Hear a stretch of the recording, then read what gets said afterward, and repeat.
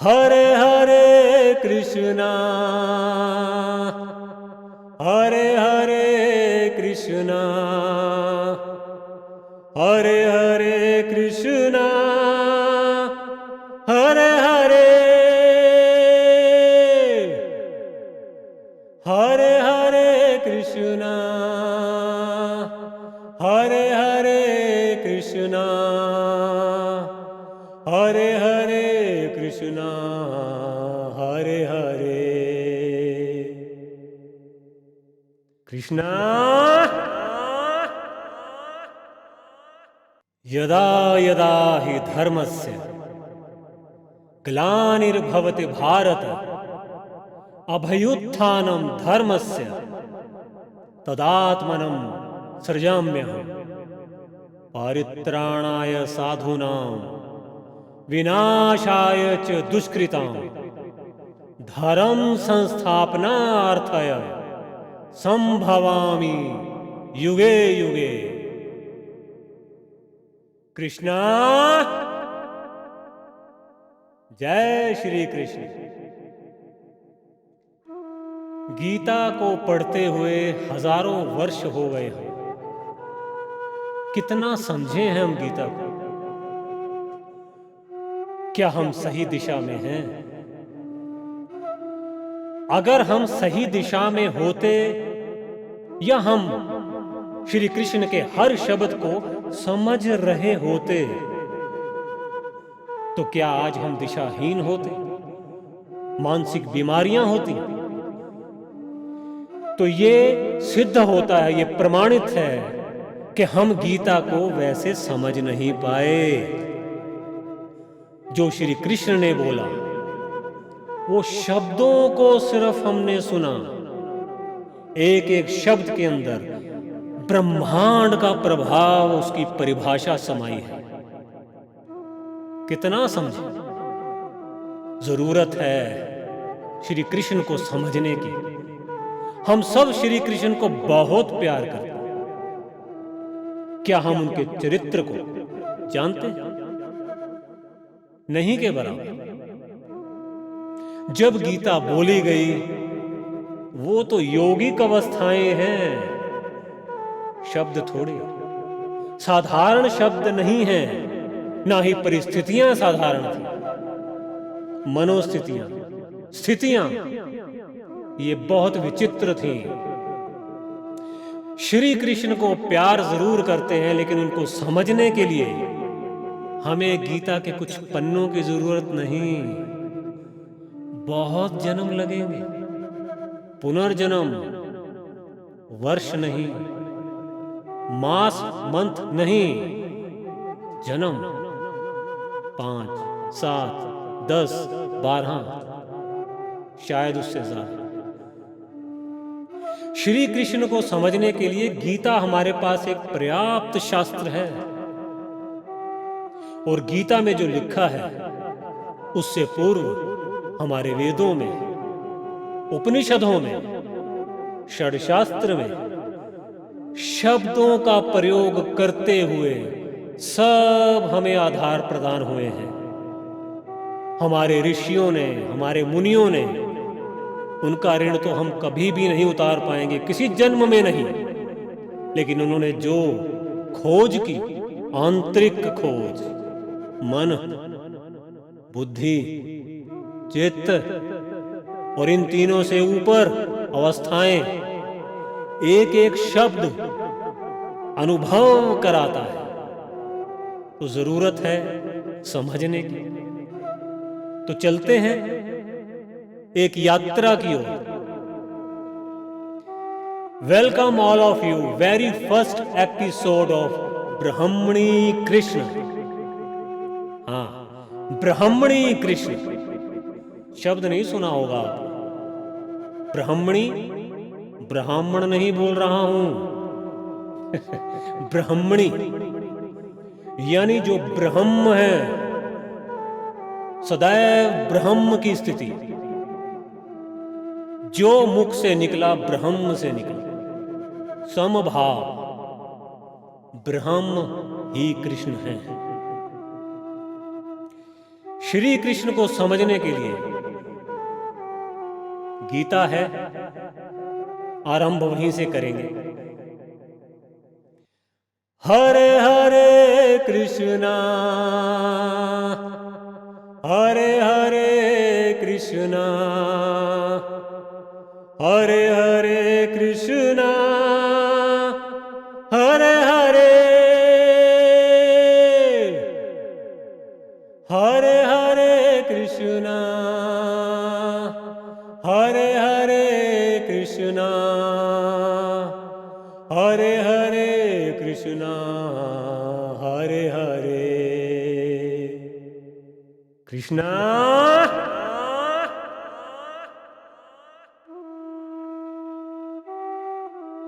जय श्री कृष्ण। आरंभ करते हैं यात्रा ब्रह्म की ओर। सबसे पहले कुछ गीता में जो श्लोक लिखे हैं, जो उनके मुख से जिनका उच्चारण हुआ, उनको पढ़ के हम उसके तत्व को समझने की कोशिश करते हैं कि क्या हम जानते हैं कि उस श्लोक का अर्थ क्या है। पढ़ता हूं। गीता तो सबके साथ अपने घर में होती ही है, पढ़िएगा। दूसरा अध्याय 55वां श्लोक। हे अर्जुन, जिस काल में ये पुरुष मन में स्थित संपूर्ण कामनाओं को भली भांति त्याग देता है और आत्मा ही आत्मा में संतुष्ट रहता है, उस काल में वह स्थित प्रज्ञ होता है। क्या हम जानते हैं स्थित प्रज्ञ क्या है? क्या हम जानते हैं कि आत्मा में आत्मा का संतुष्ट होना क्या है? ना, शब्द गूंजते हैं। स्थित प्रज्ञ हो या आत्मा का आत्मा ही में संतुष्ट होना, ये तो योगिक अवस्थाएं हैं। योग, एक प्राचीन योग हमें क्या बताता है, हमें क्या प्रदान करता है? वो अनुभव। उस अनुभवों के आधार पर ही स्थित प्रज्ञ हुआ जा सकता है। उसके बाद ही आत्मा में आत्मा की संतुष्टि होगी। अब योग को समझने के लिए कि योग है क्या? क्या योग करने की चीज है या यूं ही योग होता है? संसार में कितनी we have several techniques how to meditate, when to meditate. न, ऑल आर बिजनेस। योग संभव ही नहीं। एक शब्द योग को समझने के लिए हमें फिर से कई जन्म चाहिए। योग होता क्या? योग की परिभाषा क्या है? अब योग को बिना समझे हम श्री कृष्ण को कैसे समझ पाएंगे? योग हमें परिभाषा देता है स्वयं की।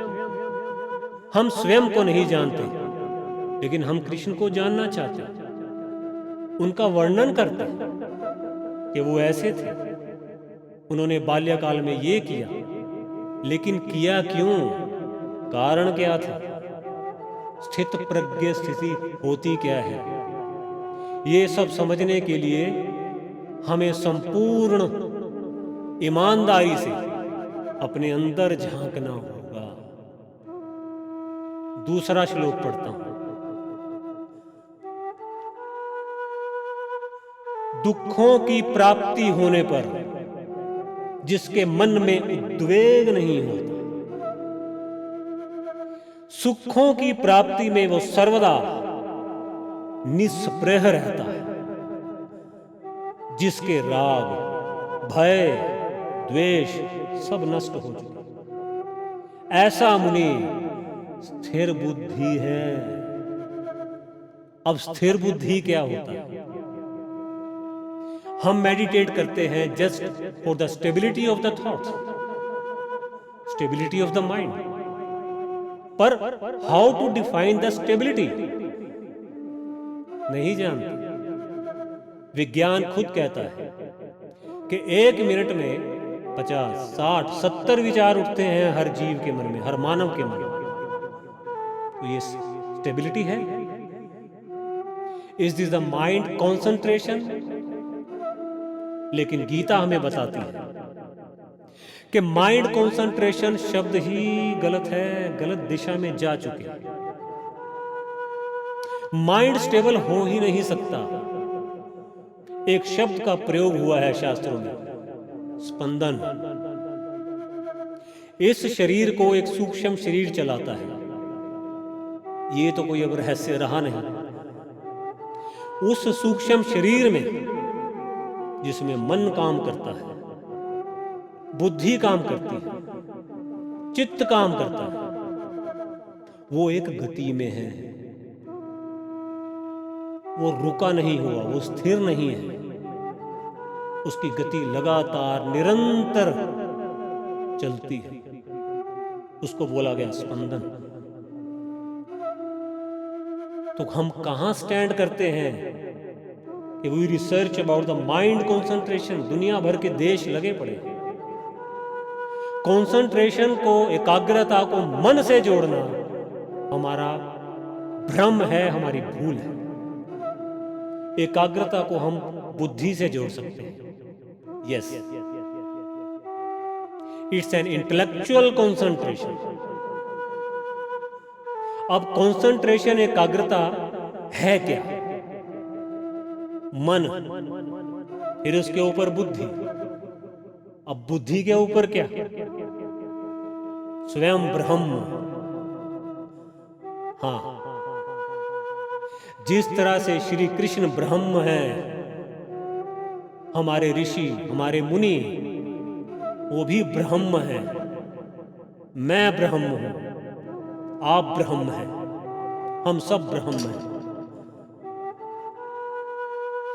इसको समझने के लिए हमें थोड़ा सा पीछे जाना पड़ेगा। थोड़ा उपनिषद, थोड़े षड्शास्त्र यानी योग सूत्र, सांख्य शास्त्र, थोड़े वेद। एक जन्म में इन सब को समझना असंभव, क्योंकि वी आर इनटू लिमिटेशन। हमारे शरीर में आयु की भी अवधि है। मन में कुछ विचार, कुछ भाव, अनुभव होने से, एक नहीं कई जन्मों के होने से हम अस्थिर हैं। Again we are into limitation. तो हम नहीं जान सकते। ये वेद, ये शास्त्र समझने के लिए हमें हर जन्म में प्रयास करने पड़ेगा। ये भी एक गति है। हाँ, एक प्रश्न उठता है, अगर मेरी आयु 50 वर्ष है, 54 वर्ष है, और मैं इतनी मेहनत करता हूं, शास्त्र पढ़ता हूं, अपनी आगे आने वाली पीढ़ी को अपने अनुभव प्रदान करता हूं, और उसमें समाज के अंदर, एक सिस्टम्स के अंदर, देश, संस्कृति के अंदर परिवर्तन भी आते हैं, और अगर मैं इस बीच में अपने शरीर का त्याग कर देता हूं, then what about my next rebirth? वहां मानव जीव डर जाता है कि आगे का आरंभ कहां से होगा। तो साधारणतः मनुष्य जो है अपनी मृत्यु से डर जाता है, भय को जन्म देता है कि इस जन्म में सब कुछ ठीक ठाक चल रहा है, तो जितनी लंबी आयु हो उतना अच्छा। लेकिन डरने की बात इसलिए नहीं है। 2 शब्दों का प्रयोग हुआ है गीता में। श्री कृष्ण ने बोला योग, क्षेम, ये 2 शब्द हैं।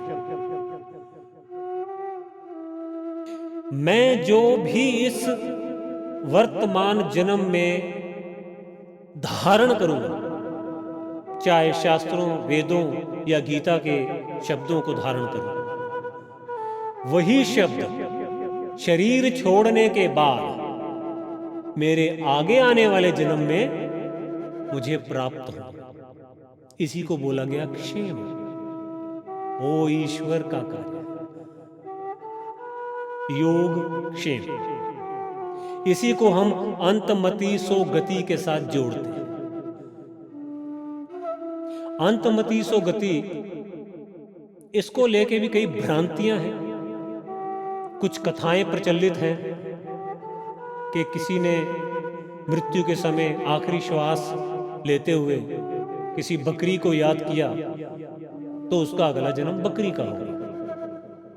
किसी ने छिपकली को याद किया तो उसका जो जन्म हुआ वो छिपकली के स्वरूप में हुआ।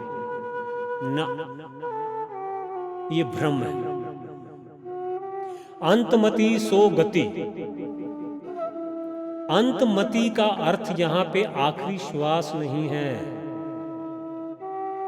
हम अंत की ओर बढ़ रहे हैं तो उस समय जो मेरे अंदर का स्पंदन होगा, सूक्ष्म शरीर में जो गति होगी विचारों की, जिसमें प्रधानता होगी, चाहे वो सत्व गुण हो, तमस गुण हो या रजस गुण हो, जिस तत्व की प्रधानता होगी उसके विचारों के साथ मेरा शरीर त्याग होगा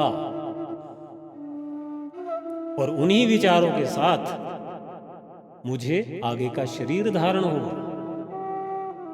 ये है अंतमति सो गति। ये सारी बातें आपस में संबंधित हैं। All are inter related. Gita में जो अनुभव हुए, सांख्य शास्त्र योग सूत्र में जो अनुभव हुए, वेदों से जो, उपनिषदों से जो भिन्न भिन्न अनुभव हुए, इसको हम एक ही जगह पे नहीं रख सकते। इसको समझने के लिए हमें एक वृक्ष का उदाहरण दिया जाता है। श्री कृष्ण ने दिया उल्टा वृक्ष। एक बीज होता है विच इज इनविजिबल। उस बीज से सारी शक्ति, सारी ऊर्जा पत्ते पत्ते, टहनी टहनी, हर शाखा, हर फल तक पहुंचती है। बीज को नहीं मालूम कि उसकी ऊर्जा कहां तक जा रही है। ना ही किसी फल, किसी पत्ते को पता है कि उसको ऊर्जा कहां से मिल रही है, लेकिन हो तो रहा है। इसीलिए जब हम एक बीज पकड़ते हैं, गीता पढ़ें, शास्त्र पढ़ें, तो हमारे अंदर, हमारे सूक्ष्म शरीर के अंदर बहुत सारे परिवर्तन एकदम से आते हैं। ऐसा नहीं है कि एक स्तर खत्म हुआ तो ही उसके बाद दूसरा स्तर का आरंभ होगा। ना, एक स्तर आरंभ होता है तो दूसरा स्तर उसके साथ ही आरंभ हो जाता है। तो ये सारी चीजें अंदर, चाहे वो चक्रों का खुलना हो, सुषुम्ना ब्रह्मी नाड़ी का चलना हो, प्राण की गति हो, ये सारे एक ही समय पर उठना शुरू हो जाता है, क्योंकि बीज हमारे पास गीता है। इसलिए कोई चीज करने की कोशिश करने का प्रयास हमें बिल्कुल नहीं करना है। एकाग्रता के लिए, कंसंट्रेशन के लिए हमें कोई स्पेशल सिटिंग्स नहीं चाहिए। कोई प्रयास शब्द बोला जा रहा है, प्रयास नहीं चाहिए। क्योंकि इसका कारण है आत्मा, ब्रह्म। आत्मा अपने आप में ही योगिक अवस्था में है। उसकी दृष्टि ही एकाग्रता है। क्या अग्नि को सिखाने की जरूरत है कि भस्म कैसे किया जाता है? क्या पवन को, हवा को यह सिखाना पड़ेगा कि चलना कैसे है? ना, ये तो उनका अस्तित्व है। इसी प्रकार आत्मा का अस्तित्व यौगिक है। तो हमें योग सीखने के लिए कहीं जाने की आवश्यकता है।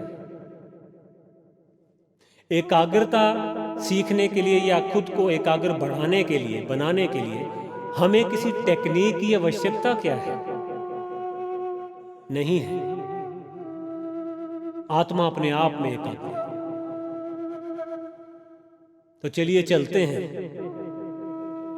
एक यात्रा पर, जिससे हम श्री कृष्ण को समझ पाएं, पर ब्रह्म को समझ पाएं, ईश्वर को समझ पाएं और ईश्वर की प्राप्ति हो सके।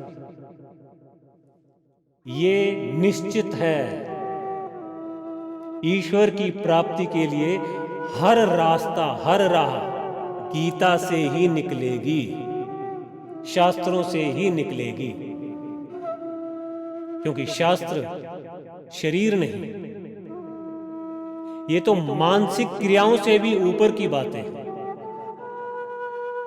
जब आत्मा अपने मन को देखती है, बौद्धिक स्थिति में आती है, वो इन सब से ऊपर है। आज हमारे भारत में ही क्यों,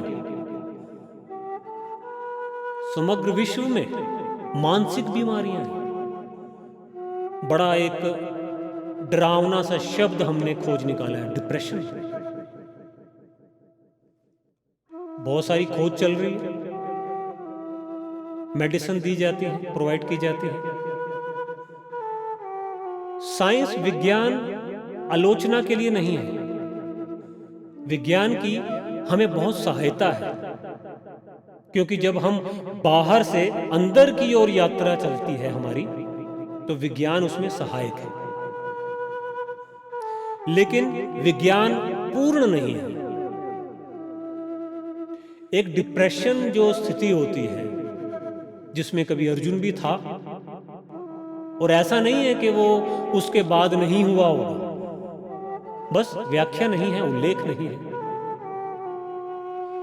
बहुत सारी बातें हमें पता चलती हैं गीता से कि अर्जुन एक हमारी तरह से ही साधारण मानव की तरह सोचता था।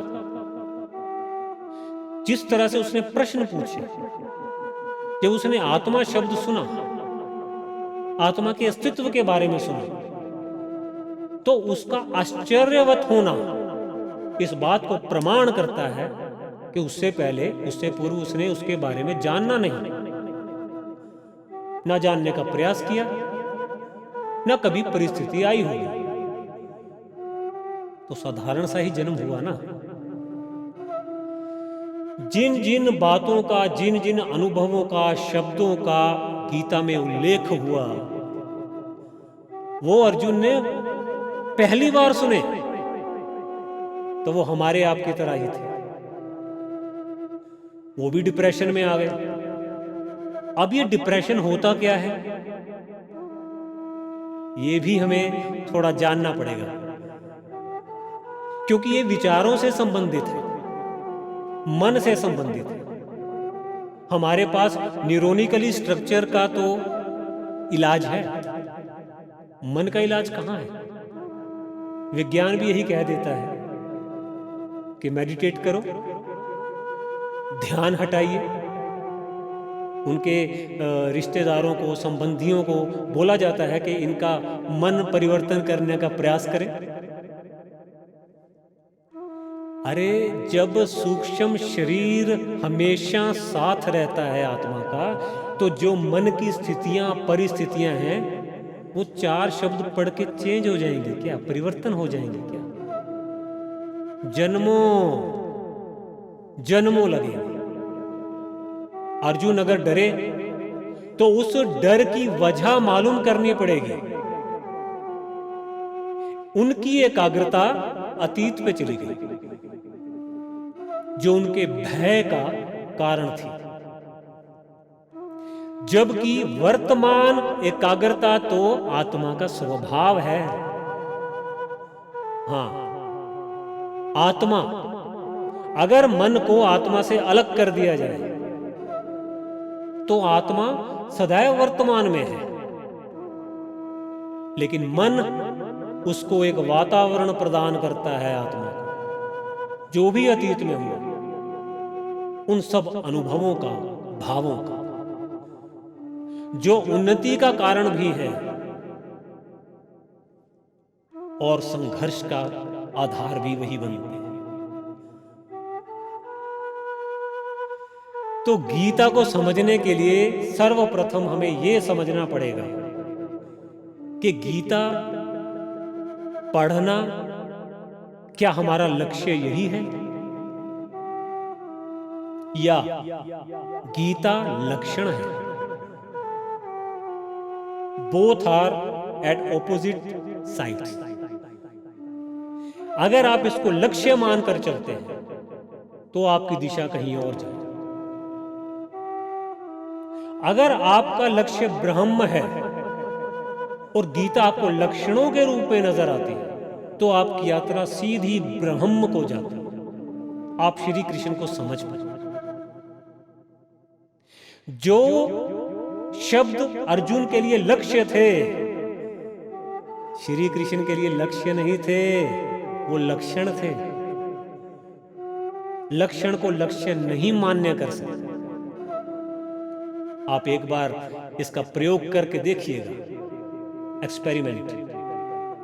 किसी लक्षण को आप लक्ष्य मान के सोचिएगा, आप ब्रह्म तक नहीं पहुंच पाएंगे, ना ही आपको अध्यात्म की परिभाषा प्राप्त होगी। लक्षण तो लक्षण है। लक्षण पे एकाग्र हो जाना यानी यात्रा का रुक जाना। तो सर्वप्रथम गीता को समझने के लिए हम ये स्वीकार करें कि गीता लक्षण है।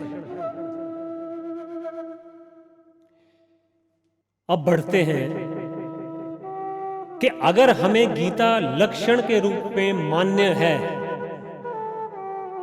तो उसके लिखे हर शब्द को समझें कैसे, क्योंकि हर शब्द साधारण नहीं, ब्रह्मांड की परिभाषा है। हर शब्द में ब्रह्मांड छिपा है। बात है आपकी दृष्टि की। अगर आपकी दृष्टि उसको देख पाती है तो आपके पुनर्जन्म नियंत्रण में। लेकिन प्रश्न उठता है, 5000 साल से ज्यादा हो चुके हैं, आज तक तो हम गीता को समझ नहीं पाए। तो शायद तरीका गलत था, हम दिशाहीन थे। तो सही दिशा कैसे पता चलेगी? सर्वप्रथम हमें ईश्वर की प्राप्ति तब तक नहीं हो सकती जब तक हम गीता, योग सूत्र, सांख्य शास्त्र, उपनिषद, वेद, उनमें जो लिखा है, उनके जो अनुभव है, वो समझ नहीं पाएंगे। ईश्वर तो बहुत बात की बात है। और उन शास्त्रों को समझना, उसको समझने के लिए हमारी बुद्धि का स्पष्ट होना, योगिक होना अनिवार्य है। बौद्धिकता रूप में एकाग्र हो जाए, इसके लिए जरूरी है हम अपने मन को समझें। मन को समझने के लिए हमें सत्य और असत्य के बीच का अंतर मालूम होना चाहिए। हमें एकदम से सत्य की परिभाषा नहीं मिलती। हम पहले असत्य को जानते हैं कि जो सत्य नहीं है, उसके पश्चात हम असत्य से सत्य की ओर आगे बढ़ते हैं। धीरे धीरे धीरे धीरे हम सत्य की ओर बढ़ते हुए कब योगिक अवस्थाओं में आ जाते हैं, हमें भी नहीं पता चलता। यही एक सरल विधि है। कर्म योग कहें, भक्ति योग कहें, ये सारे अलग अलग दिशाओं में हमें नहीं लेके जाते, बल्कि एक श्रृंखला का निर्माण होता है। यानी ये जो संसार है, मटेरियलिस्टिक वर्ल्ड, यहीं से हमें शुरुआत करनी पड़ेगी, आरंभ।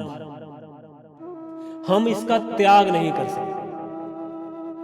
हमें आदेश नहीं, संबंधों का त्याग, इस संसार का त्याग छोड़िए, भोगों का त्याग भी हमें आदेश नहीं मिलता। भोग हमारे लिए हैं, भोगिए। संबंध हमारे लिए हैं, कर्तव्य निभाइए। छोड़ के जाने की आवश्यकता नहीं, लेकिन देयर इज अ वे, एक राह है, भोगने की राह है, संबंध निभाने की राह है, कर्तव्य पूर्ण करने की राह है। उस राह पे चलना वो अनिवार्य है। अब वो राह चुनने का निर्णय कौन करेगा? उसका उत्तरदायी स्वयं मानव, वो अपना रास्ता खुद चुनता है। इसलिए हर कर्म का परिणाम उसको लेना ही पड़ता है। ईश्वर न्याय करते हैं, वो ना तो क्षमा करते हैं ना ही मदद करते हैं। मदद उस राह से जो हम चाहते हैं ना, कोई मदद नहीं मिलेगी और ना ही हमें क्षमा मिलेगी। दंड है, दंड है, इसी का नाम न्याय। जब कोई अपराधी अपराध करता है, पापी पाप करता है, तो उसका प्रभाव उसके स्वयं से आरंभ होकर उसके परिवार, समाज, प्रकृति, इन सब पर पड़ता है। तो इतने परिणामों के होते हुए क्या उसको क्षमा मिल सकती है? क्या यह संभव है? ना, दंड तो मिलेगा। और दंड की परिभाषा, उसको जो दंड का नाम दिया वो भी हम ही ने दिया, क्योंकि हम चाहते नहीं। हमारी जो विचार यात्रा है, हमारे मन की यात्रा है, जिसको हम सुख मानते हैं, उस दिशा में बढ़ती है, दौड़ती चली जा रही है। हम रुकना नहीं चाहते, क्योंकि उसमें शारीरिक सुख है। तो दंड देके ईश्वर वो हमसे छीनते हैं, हमारी स्वतंत्रता को प्रतिबद्ध करते हैं। वो हमें दंड लगता है, अन्यथा वो दंड, वो तो पालना है। दंड प्यारा है, क्योंकि दंड के बाद हम अपने अस्तित्व की ओर मुड़ जाते हैं, स्थिरता आती है। इसलिए ईश्वर को समझना असंभव तो नहीं कहेंगे, लेकिन एक जन्म में संभव नहीं। तो श्री कृष्ण को जानने के लिए, वो और गहराई से हम उनको जान पाए, उसके लिए जरूरी है कि हम अपना जीवन परिवर्तन, उसका आरंभ तो करें। इस समय जो युग के हिसाब से, कलयुग के हिसाब से जो भी परिस्थितियां बन रही हैं, उसके अनुसार तो हम कृष्ण को नहीं समझ सकते। गीता के हमने जो अर्थ निकाले, वो अपनी अपनी वासनाओं, इच्छाओं, स्पृहाओं के आधार पर निकाले, क्योंकि हमारी दृष्टि वो बन चुकी। मुझे जो चाहिए वो मुझे चाहिए, और उसके लिए मैं गीता के शब्दों का भी प्रयोग कर दूंगा। लेकिन श्री कृष्ण ने उन शब्दों का प्रयोग क्यों किया, किन परिस्थितियों में किया, और किन लक्ष्यों को आगे रख के किया, और उनके सामने जो सुन रहा है उसकी मनोस्थिति क्या है, ये सारे प्रश्न हम एक तरफ कर देते। हमें सिर्फ अपनी इच्छा नजर आती। तो सर्वप्रथम हम गीता पढ़ने का जो आधार है उसको समझें, वो लक्षण है। तो आरंभ कैसे करें? चलिए, योग क्या है? सर्वप्रथम हमने जो ये धारणाएं बना रखी,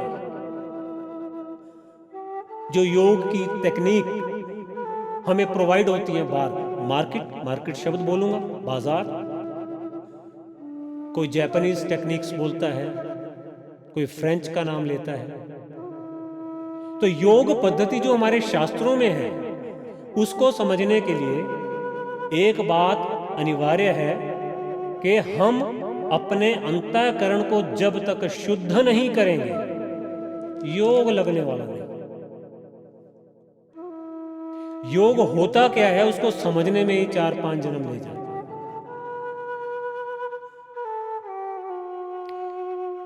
इसका आरंभ कैसे हो सकता है? आंखें बंद करके बैठ जाए। हमारी आंखों ने बाहर का देखना बंद कर दिया, लेकिन विचार तो धड़ाधड़ उठते हैं, दिगड़दम दिगड़दम दिगड़दम दिगड़दम। एक पागलपन सी मनोस्थिति बनती है। तो इसको योग कहेंगे, या उसके बाद योग लग जाए। आरंभ कैसे किया गया? सबसे पहले हम अपने स्वयं के मन के ऊपर काम करें, क्योंकि जब तक मन को नहीं समझेंगे बुद्धि नहीं समझ सकते। जो प्राप्तियां हो रही हैं और हमें उसमें सुख महसूस हो रहा है, हम उसी को बुद्धि मान रहे हैं। हाँ, आने दो। मन को समझे बगैर हम बुद्धि नहीं समझ सकते, बुद्धि को समझे बगैर हम चित्त नहीं समझ सकते, चित्त तक पहुंचने के पश्चात हम अपने आत्मा को समझ पाते हैं। तो ये यात्रा कौन करेगा? हमें स्वयं करनी पड़ेगी, क्योंकि ईश्वर प्राप्ति तो चाहिए ना। तो मन को समझने का प्रयास करें, क्योंकि गीता में ही लिखा, इन दशम इंद्रियों से परे है मन। परे का मतलब बलवान, नियंत्रण करने वाला, चलाने वाला। परे का मतलब दूर नहीं। इन इंद्रियों को चलाने वाला मन है, इसलिए इन इंद्रियों से परे है मन, और इस मन से परे है बुद्धि, चित्त, और इन सब से परे है आत्मा, क्योंकि आत्मा ही नियंत्रण करती है। आहा, आत्मिक सुख के अलावा कोई सुख नहीं, और इस सुख को प्राप्त करने के लिए थोड़ा संघर्ष तो बनता ही है। कौन सा हमें रिसर्च करनी है, खोज करनी है, वो हमारे ऋषि मुनि हमें दे गए। परमात्मा ईश्वर की प्रेरणा से ही दे के गए। लेकिन जब है तो समझें, प्रयोग करें। तो योग करना बाद का कदम है, अभी भूल जाइए। आंखें बंद करने को योग नहीं कहते। एक मोमबत्ती को जलाकर घूरने को एकाग्रता नहीं कहते। जो भी संसार में जो टेक्निक्स चल रही है ना, लाफ्टर क्लब, बिना किसी बात के हंसना, is it not equal to madness?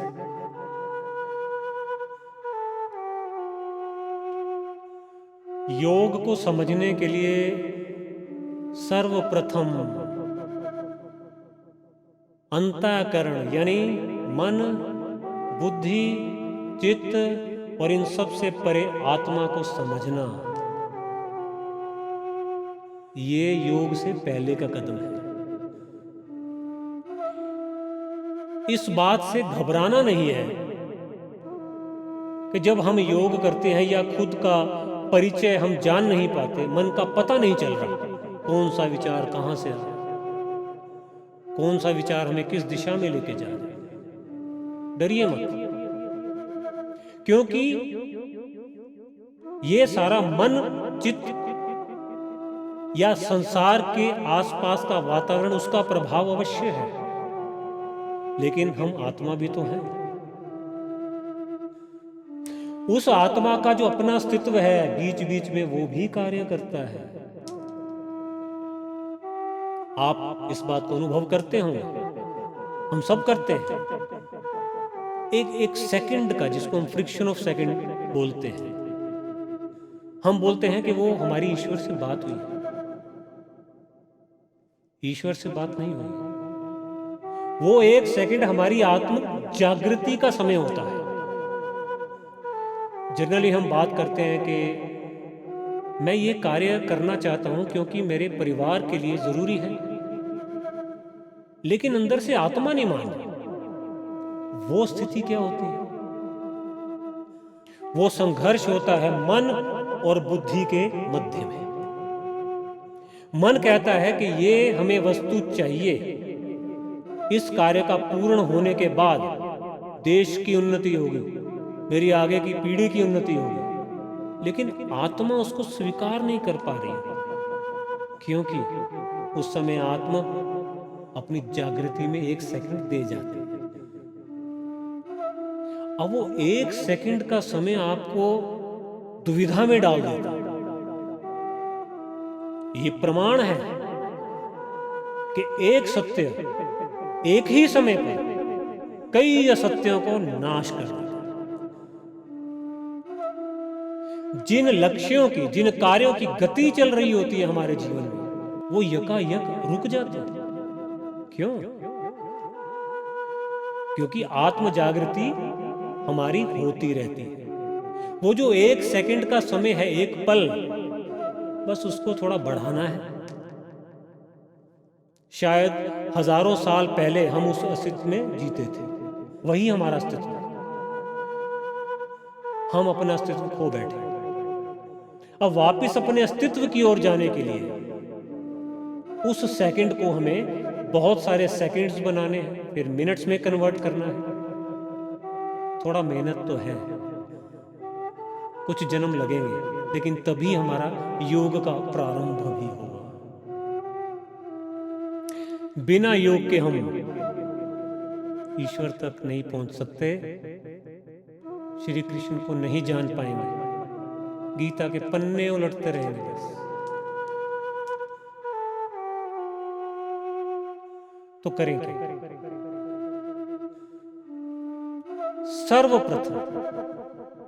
सर्वप्रथम पहला कदम, अपने जीवन को सत्य के आधार पर जिए।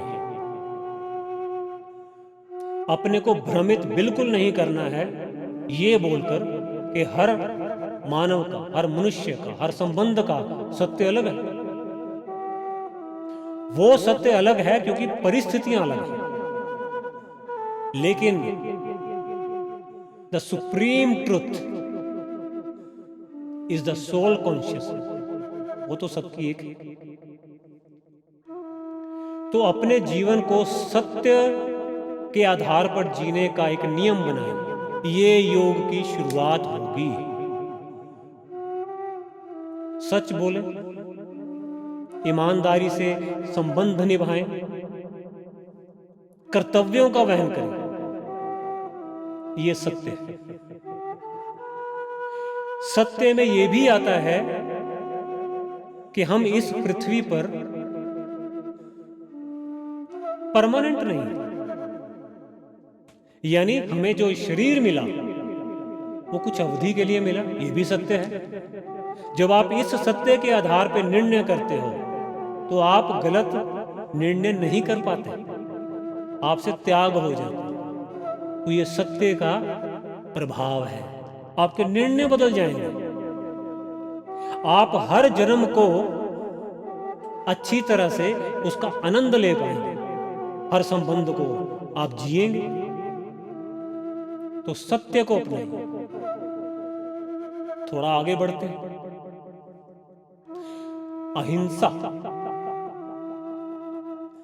जो भी बोला जा रहा है वो शारीरिक रूप में बिल्कुल नहीं है। आप इस बात का एक एज एन एग्जाम्पल लीजिए। अगर आपको अपनी बायोग्राफी लिखनी है तो आप कोना ढूंढते हो, एक कमरे में अपने आप को बंद करके सोचते हो, यानी कि अपने अंदर जाते हो, तब जाके आपकी कुछ 200-250 पन्नों की एक बायोग्राफी बनी। और उसमें आप इंस्ट्रक्शन दे के रखते हो कि मुझे कोई डिस्टर्ब ना करे। तो क्या लगता है जो शास्त्र लिखे गए, गीता लिखी गई ये बाहर की स्थिति में बैठ के लिखी गई ना, ये आंतरिक यात्रा में गति, निरंतर गति के साथ लिखी गई। तो जब हम अभ्यंतर अवस्था में होते हैं, यानी कि आंतरिक अवस्था में होते हैं, तो शारीरिक दुनिया से तो बहुत ऊपर होते हैं। एक संकल्प नहीं आता, एक भाव भी नहीं उठता, स्मृति तक नहीं रहती। तो जो लिखा है उसको शारीरिक रूप से न जोड़ो। यानी मैन हैंडलिंग, मैंने उसको मारा, ये हिंसा होगी। उसने मुझे एक थप्पड़ मारा, मैंने जवाब नहीं दिया, ये अहिंसा हो गई। इसको भी आंतरिक रूप में मन को समझते हुए लीजिए। यहां अहिंसा का क्या अर्थ हुआ? जो सत्य है, जब सत्य से भरा हुआ विचार आपके मन में उठता है, तो उसके पैरेलल साइड, समानांतर अवस्था में एक इच्छा से भरा हुआ विचार भी जरूर उठता है, जो हमें दुविधा में डालता है, ये करें या वो करें। ये हिंसा है। सत्य और असत्य के बीच में संघर्ष हिंसा है। यहां अहिंसा चाहिए। अरे देखना क्या है, जब सत्य ही एक आखिरी सत्य है, अटल है, तो उस पे चलना है। तो अहिंसा यानी जो मन में इच्छाएं उठती, जिन भावों का, जिन अनुभवों का वास है, उस तरफ से मुंह फेर के हमें सत्य की तरफ आना, ये अहिंसा है। उसके बाद ब्रह्मचर्य। अब ब्रह्मचर्य हम इस शब्द को शादी के साथ जोड़ देते हैं। चलो वो एक साइंटिफिक एक प्रमाण हो सकता है। जैसा कि हम समझ चुके, जब गीता में लिखा गया ये भी ब्रह्म है, मैं भी ब्रह्म हूं, श्री कृष्ण ब्रह्म है, तो ब्रह्म का अर्थ हुआ कि ब्रह्म का जो अस्तित्व है, यानी आत्म अस्तित्व, उसके अनुसार जीवन जीना ही ब्रह्मचर्य है। तो सत्य का और अहिंसा का इस पे नंबर आता है। इसी प्रकार जब हम ब्रह्म के अनुसार जीते हैं, तो हमारे आंतरिक मन जो है उसकी शुद्धि होना शुरू हो जाती है। जैसे ही हम सत्य पे चलते हैं, तो असत्य से भरे विचार, उनका नाश होना शुरू होता है। तो स्थिति बनती है अपरिग्रह की, यानी हम अपने अंदर भावों का, विचारों का, फैसलों का, वासनाओं का, इच्छाओं का संग्रह नहीं करें, होगा ही नहीं। ये सभी अपने आप हमें स्थितियां जो है इनकी प्राप्ति होती चली जाएगी जब हम सत्य पे चलते हैं।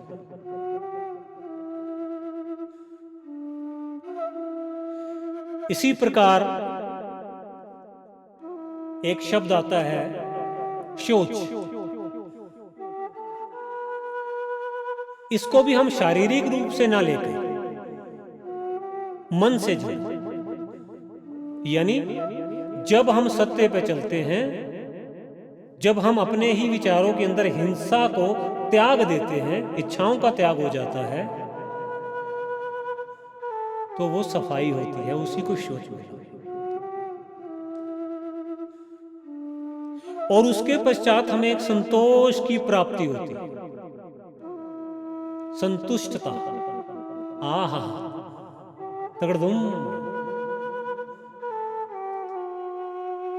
उस संतोष के साथ जीना ही आत्मिक अस्तित्व का भान होना है, उसका अनुभव होना है। और जब हम इन नियमों पे चल रहे होते हैं, तो जो हमारी इच्छाओं से भरे हुए विषय हैं, उनका अपने आप त्याग हो जाता है। अपने आप। उसको हमने तपस्या कह दिया। तप है। तप करने से नहीं आएगा, बलपूर्वक नहीं आएगा, नॉट पॉसिबल फोर्सिबली। तो जैसे ही वो आता है, हमारा ईश्वर प्रणिधान होता है। हमारा उसकी, ऐसा नहीं है कि ईश्वर प्रणिधान मतलब समर्पण। वो पहले समर्पण नहीं था, लेकिन उसका प्रतिशत रूप में आगे बढ़ जाना, दिस इज ग्रोथ, वृद्धि। तो ईश्वर प्रणिधान, सॉरी, ईश्वर प्रणिधान। और ये सब जो हम कर रहे हैं, ये होता है स्वाध्याय की वजह से। क्यों? हम स्वयं का अध्ययन करते हैं। हमारे मन में किस तरह के विचार हैं,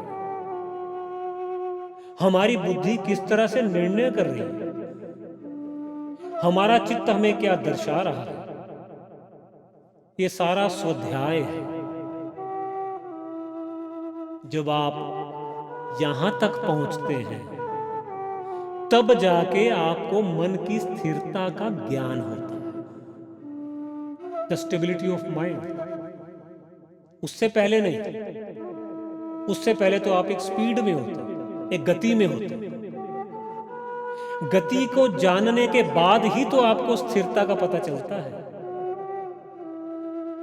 इसको हमने कहा कि जब कोई विचार उठता है, तो शास्त्रों में लिखा है कि उसके साथ ही एक दूसरा विचार उठता है, जिसको प्रतिपक्ष भाव बोल दिया। तो इस तरह से जब हम अपने अध्ययन करते हुए यहां तक पहुंचते हैं, ईश्वर की तरफ हमारा समर्पण, उसमें प्रतिशत की वृद्धि होती है, बढ़ता है, मन काफी हद तक साफ हो चुका होता है, विचारों में परिवर्तन आ चुका होता है, तो ही तो हमें स्टेबिलिटी ऑफ माइंड का पता चला ना। और उससे हमारे जो सब्जेक्ट्स हैं, जो हमें हमारी सेंसेस के साथ जोड़ते हैं, वो लिमिटेड हो जाते हैं, हमारा ध्यान जाता ही नहीं। इसके बाद योग का आरंभ होता है। बताइए, योग का आरंभ कहां होना चाहिए? और हम उसका प्रयास करते हैं बहुत पहले। ना बीज बोए गए, ना अंतःकरण का एक स्पष्ट रूप हमारे सामने आया, ना मन का पता चला। तो इसके बाद आपका योग स्वयं ही लगना शुरू हो जाता है।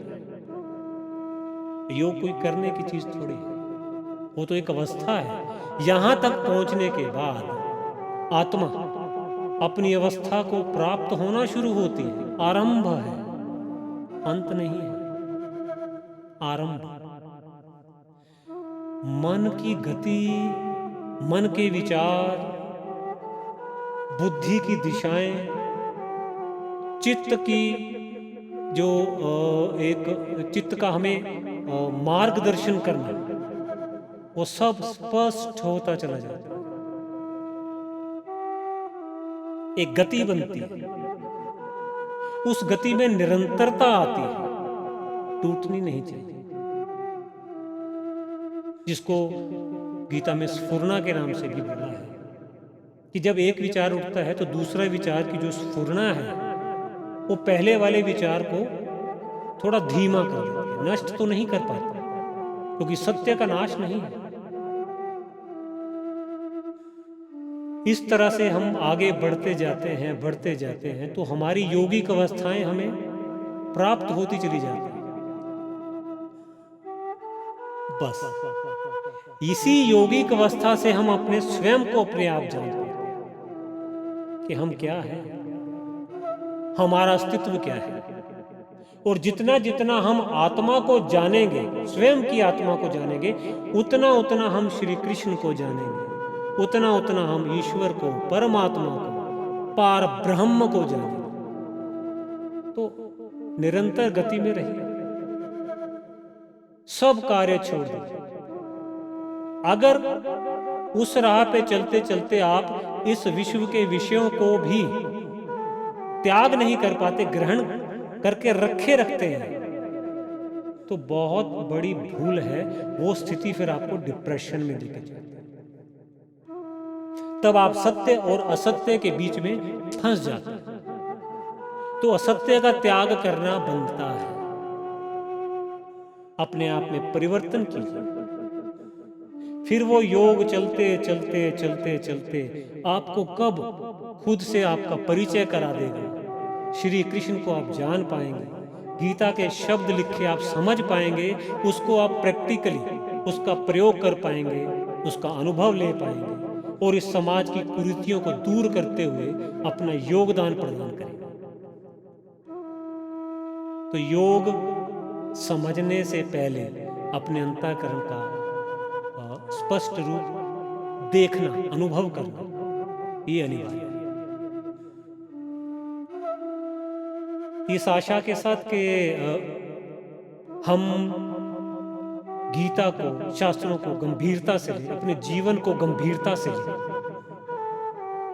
समय ऊर्जा व्यर्थ ना हो, नष्ट ना हो, जरूरी है। इस आशा के साथ मैं आप सबका आभार प्रकट करता हूं। मिलते हैं नेक्स्ट एपिसोड। जय श्री कृष्ण। हरे हरे कृष्णा, हरे हरे कृष्णा, हरे हरे